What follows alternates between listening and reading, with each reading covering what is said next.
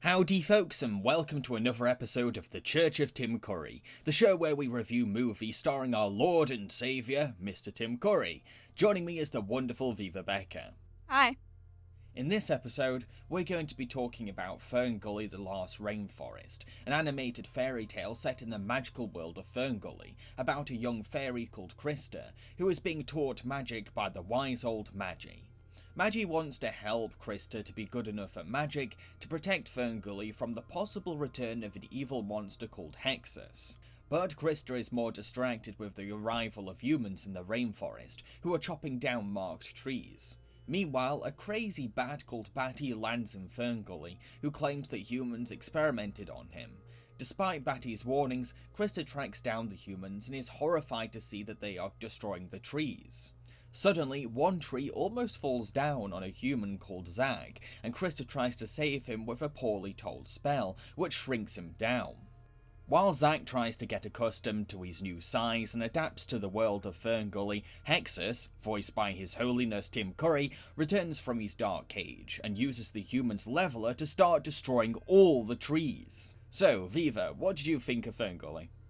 I thought the film failed on many levels. All levels. On a story level, it fails.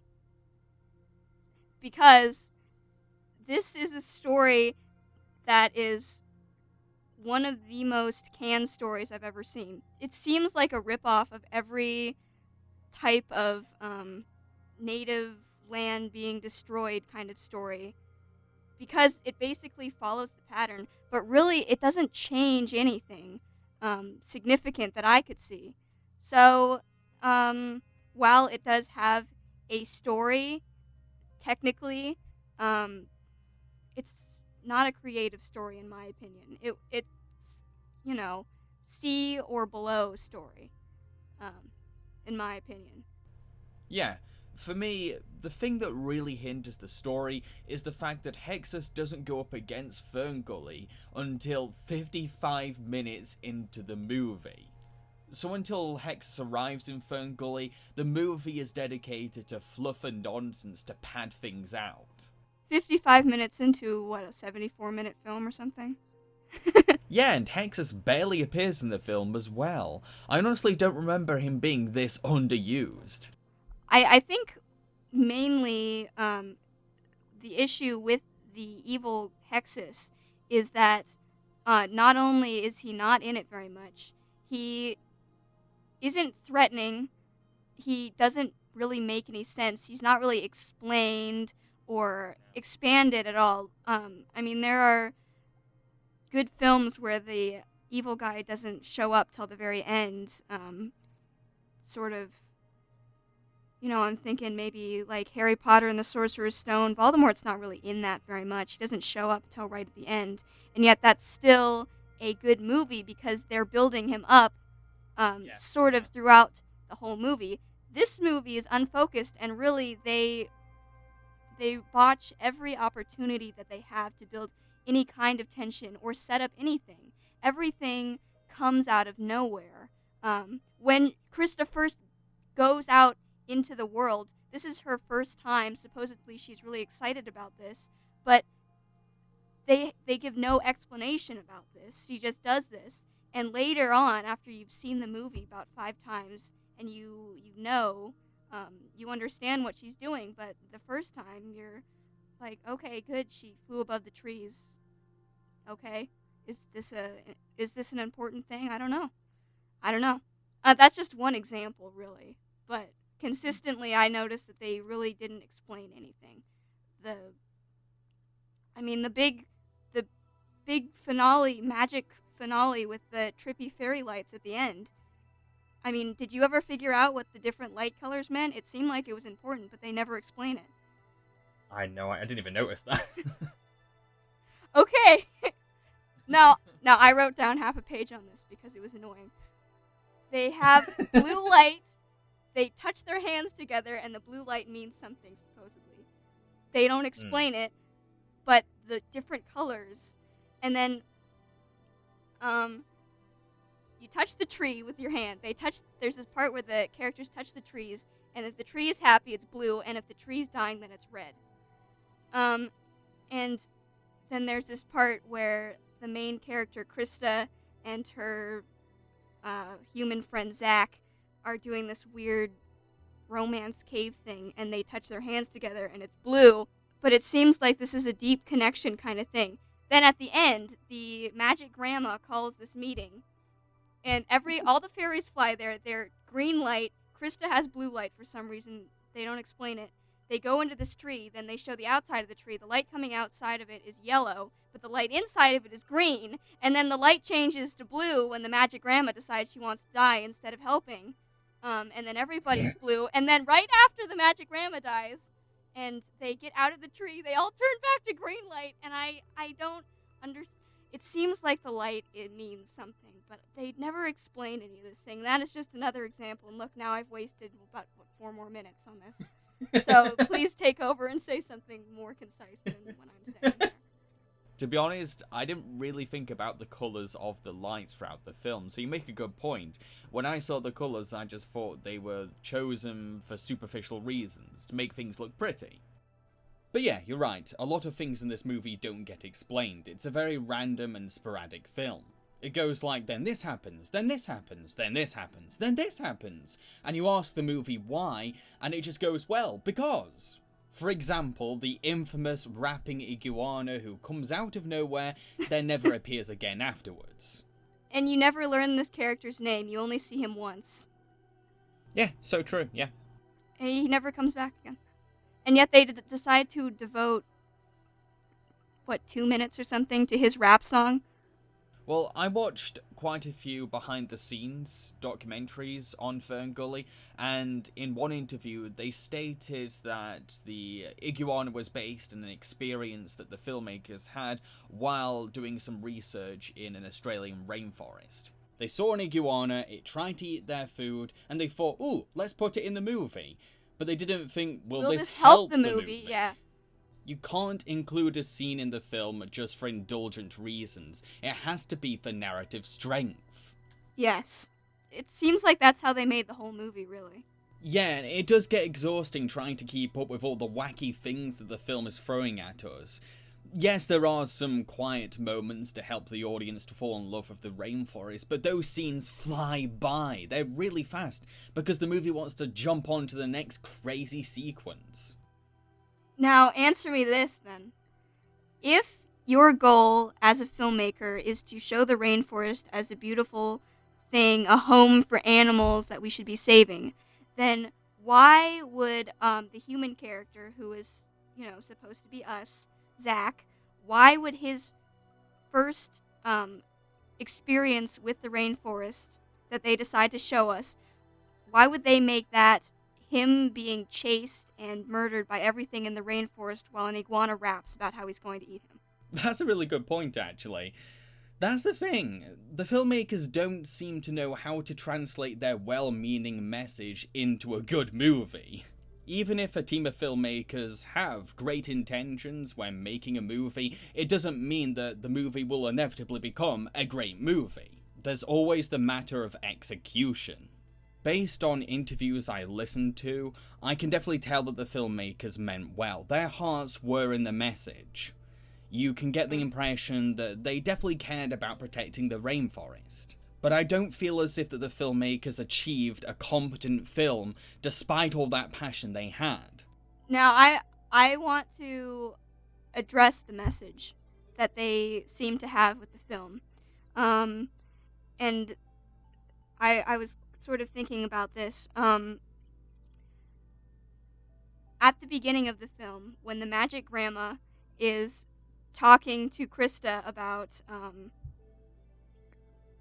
their place in the web of life, as she says, she talks about how there's a balance between creation and destruction.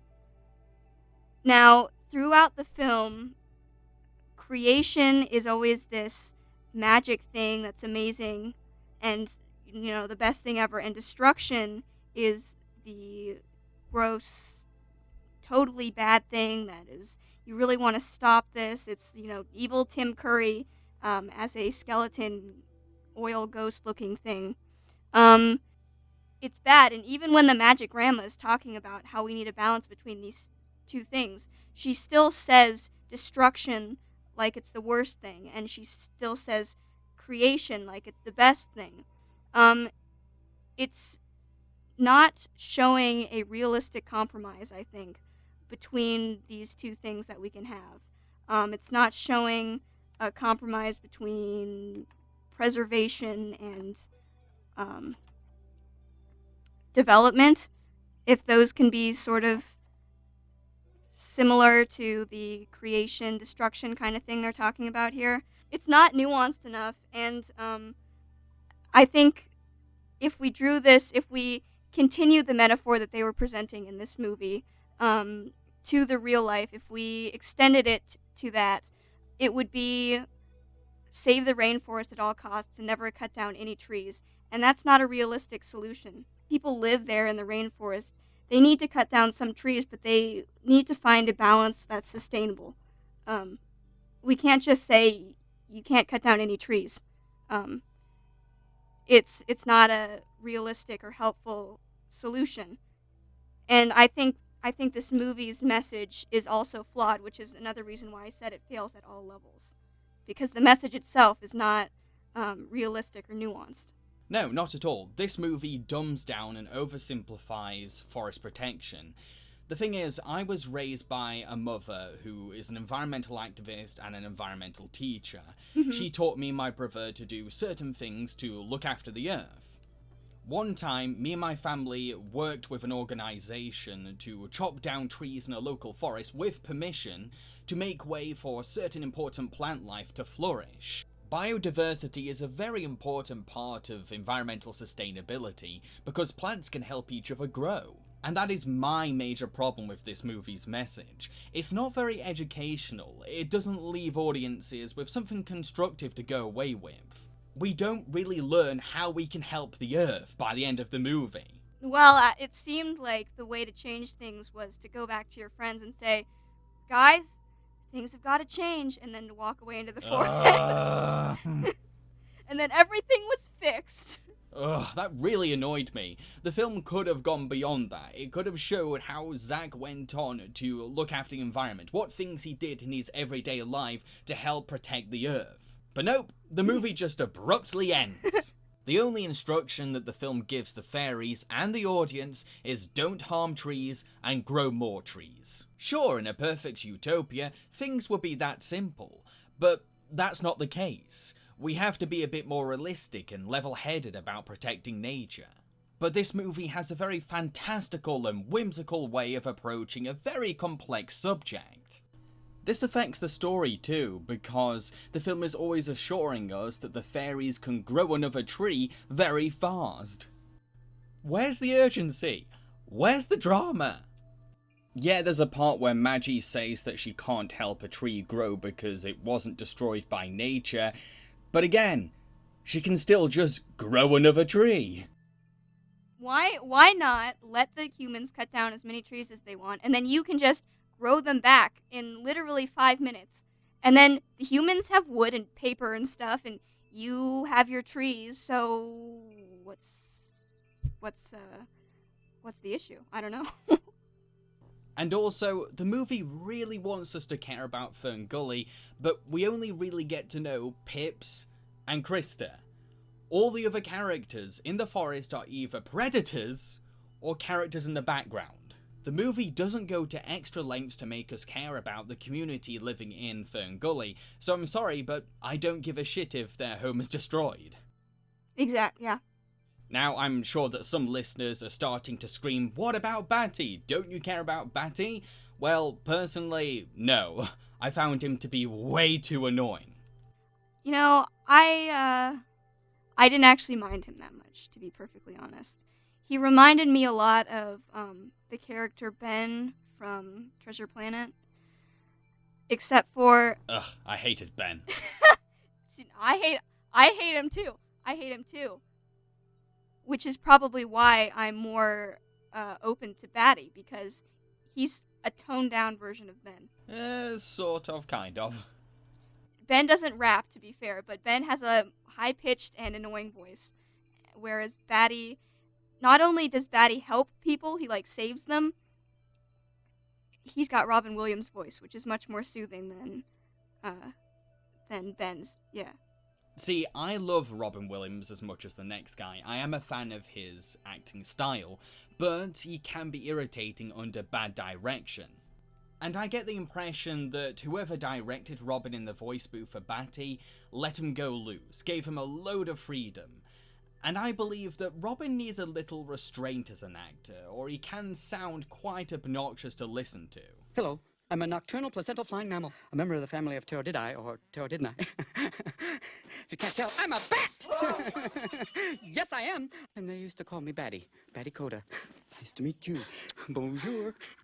To listen to, in terms of the character himself, though, Batty comes in, he saves people multiple times. He snatches them from the jaws of death multiple times. But yes, he can be annoying. I understand that. He's like a balance of irritating and helpful. But Batty isn't the only character I have a problem with. I also find Krista to be too stupid. Yes, I get that she's naively innocent about the world outside her own, but she never challenges, doubts, or questions anything that Zack is saying throughout the film. She just goes, oh, okay. I find it really smug and patronising that the film has this attitude where if this is a race outside humans, then they have to be gullible. They must be dumb. That's so arrogant. Yes, she was sort of the born sexy yesterday trope pushed to a ridiculous, in my opinion, almost fetishistic level, just because if you look at some of the expressions they drew on her character, they're, they seem a little sexual. She bites her lip a lot more times than one. She has a strange, in fact, I have it down here. It says, strange proclivity for lip bites, namely every 5 seconds. She also ties into the recycled formula of the Disney princess trope, despite not being a princess, because she's got the whole motive of, I want more than this, I want to see the outside world, all that jazz. It seems like she's special because Maji is giving her, telling her that she needs to learn this, and when Maji decides she's going to die, which is never explained. Why did Magic Grandma have to die? I don't know. She died so that we could have forced drama in a story with no substance, and I didn't even care that she died. Yeah. She's barely in the movie. I think she has about 2 or 3 scenes. And the times that she is on screen, her character, the first time she's on screen, she's like, Krista, you have to learn this. This is very important. What if Hexus comes back? The very next time, she's like, Krista, go away. Hexus is never going to come back. I'm like, Magic Grandma, make up your mind. Magic Grandma has taken too many crazy pills. But Maji also says anyone can call on the power of nature. So I don't know why Krista's special. She's special sometimes so she can be like that princess cookie cutter, but for no reason. And in the end, all of the fairies defeat Hexus by growing a tree in him. So really, she's not special. One scene that really annoyed me was after Krista sacrifices herself by jumping into Hexus's mouth and she's reborn, she starts walking and flowers grow wherever she leaves footsteps. The movie is trying so hard to make her Messiah level special. Well, she is sort of like that because she sacrifices herself by jumping into Hexus and putting the seed so the other fairies can grow the tree out of him. So she dies, but then she's reborn with extra powers because she has saved them. Because suddenly she's good at magic. The entire time she's terrible at magic. Then after she sacrifices herself, it's sort of like a Gandalf the Grey turning into Gandalf the White kind of thing. where she's magically reborn and then suddenly she has all this power. They put in all of these useless things, all this padding, all these musical numbers they don't need, but they take out all the things we do need, like explanations and character development and, things that would make us care that Ferngully's about to get leveled. I also find Krista's romance with Zag to be really, really bland. Even though it's a big part of the film, I don't feel anything between them because their chemistry is so forced. There's a difference between showing how adorable two characters look together and developing natural romance. The two parts that I remember where they seemed to be really trying to push the romance was the really cringeworthy talk that they have about their dated terminology that they used, their dated hip slang words that all the cool kids, the cool cats are using. Congratulations, filmmakers, you've just seriously dated your movie. Good. And then the super weird part in the water where they were doing stuff, and Krista was flirting with him by doing mean things to him and trying to drown him. Okay. Congratulations, filmmakers. You've now told a generation of young children that you should try and drown the person that you like. We should look at all newspapers from 1992 and see if there's any reports on a small child attempting to drown their schoolboy crush. Oh, God. There's something I just realised. We've not talked about Tim Curry himself yet, which is really sinful. So, what did you think of his performance as Hexus? I thought it was good for the 2 minutes that he was on screen. He sounds slimy, which is good. Tim Curry's just there. He pretty much just laughs evilly, and he sings that one kind of song. Toxic Love. Yeah, Toxic Love. And that's pretty much all he does. And, who does evil cackling better than Tim Curry? So, really, they couldn't have gotten a better guy for it. Yeah, I have to agree. He does a good job, even though he's underused. I think the thing I like about his performance, and I'm not sure if this is intentional or not, but throughout the film, Hexus transforms into different stages, and Curry's voice seems to really fit whatever design Hexus has on screen. Like if he's that slimy, mushy substance, then he kind of talks like this, which really works. Or if he's this big, bombastic-looking character, then he talks like that. And it just fits. He also has some help, too, with the effects. Like, it's not just his voice. They raise it, they lower it, they filter it. So, that also helps him out. But, he's giving his all to his performance, which is one of the things that makes him really enjoyable to watch in pretty much everything that he's in. Should have sprayed for pests. Lovely wings. So easily detached. Now, the last thing I think we should discuss is the animation. Yes, I wanted to talk about that because I said it fails on all levels. So we've gone through storytelling and pacing and Characters. Characters. So, the animation. I think you should go first before I go on tangents here. Right, so I thought the animation was okay. Nothing groundbreaking, but also not the worst I've ever seen. When it comes down to it, it's very much Diet Disney. It wants to recapture, or at least imitate, the flair, style, colours, and fluidity of a traditional hand-drawn Disney feature, but it's definitely not in that league. It wants to be, but it doesn't have that skill. It's certainly the step above a straight-to-video production, but it does have a few awkward, rushed, giddy, or poorly executed moments here and there.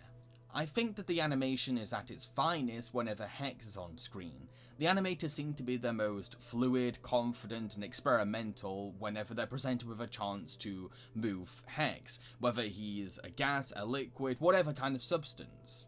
He just seems like a fun character to animate, and also very simple because he is pretty much drawn as oil in the animation. He's supposed to be like an oil ghost looking thing. So, pretty fun, I suppose, to draw. I might be a little bit more hard on it than you are being. I've heard other people say that the animation was good, and I'm gonna have to say no. In my eyes, it was not good. For one thing, our main character, Krista, she starts out with these vibrant green eyes, and then suddenly she has blue eyes, and then for the rest of the movie, her eye color changes in between green and blue. Nobody else's eyes do that, so I'm thinking, maybe they wanted her to have green eyes, but then somebody, for some reason, decided she should have blue eyes. And they didn't fix the green eyes that they did. I don't know. Basically, her eyes go in between blue and green all the time, and it's really annoying. Also, there are parts where the character, the outline of the character will be sort of extra thick or extra thin, so the line width isn't the same, or it's kind of fuzzy, and it really brings the characters off the backgrounds. Like, a good part of the movie, the characters looked terrible. They didn't look like they were on the backgrounds. They looked like characters on top of a background. It didn't blend, especially the part where Zach is making his big apology for cutting down trees, even though he never cut down a tree. He looked absolutely terrible in that background. And the part where Zach and Krista are going down the river in their little boat, they get to a waterfall, and it shows them right on the edge of the waterfall about to fall off, and then there's a couple seconds of dialogue and stuff, and then they fall off. They would have fallen off that waterfall 20 times before in the timing of the movie, and how close they drew them to that waterfall. And also, right before that, Zach is looking around at this rainforest, and he goes, "Wow!" And his mouth doesn't move when he says it. They didn't animate his mouth saying, "Wow." That is kind of a basic thing that you do with animation, is you make their mouth move when they say things. Wow.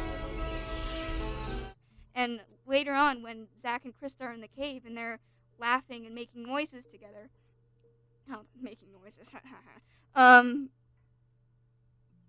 they don't animate the characters to go with the noises they're making. So they're laughing and their mouths don't move, or their bodies don't move in a way that would make it look like they were making these noises.